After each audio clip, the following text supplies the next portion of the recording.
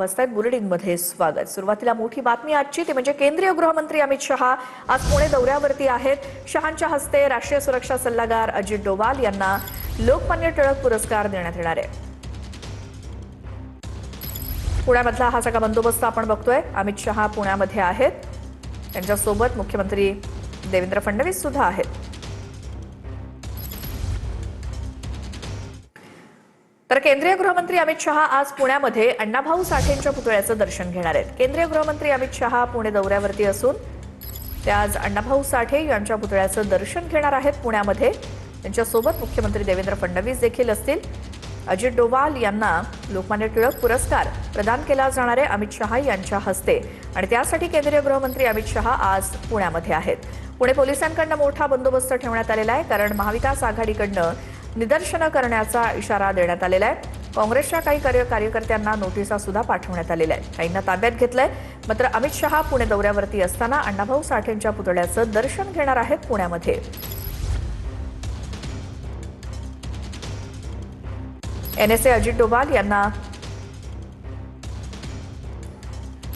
लोकमान्य टिळक पुरस्कार प्रदान केला जाणार आहे गृहमंत्री अमित शहा यांच्या हस्ते, आणि त्यासाठी ते सध्या पुण्यात आहेत।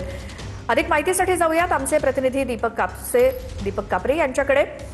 दीपक, नेमकं काय नियोजन आहे अमित शहा यांच्या पुणे दौऱ्याचं?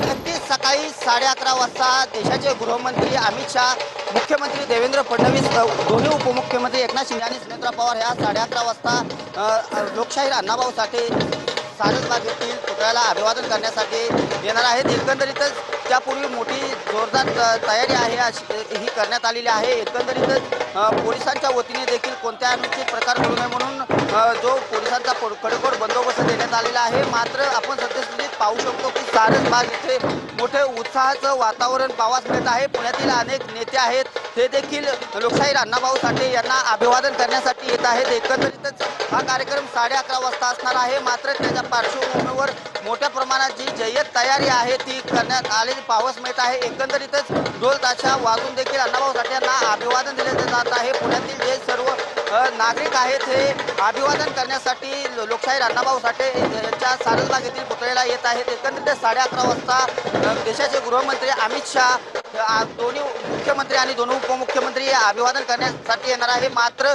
पोलिसांच्या वतीने मोठा कडेकोट बंदोबस्त असेल किंवा येथील जोरदार तयारी केलेली पाहावयास मिळत आहे। दीपक, धन्यवाद या सगळ्या माहितीसाठी। थोड्याच वेळात अण्णाभाऊ साठे यांच्या पुतळ्याला अभिवादन करण्यासाठी केंद्रीय गृहमंत्री अमित शहा येणार आहेत पुण्यात।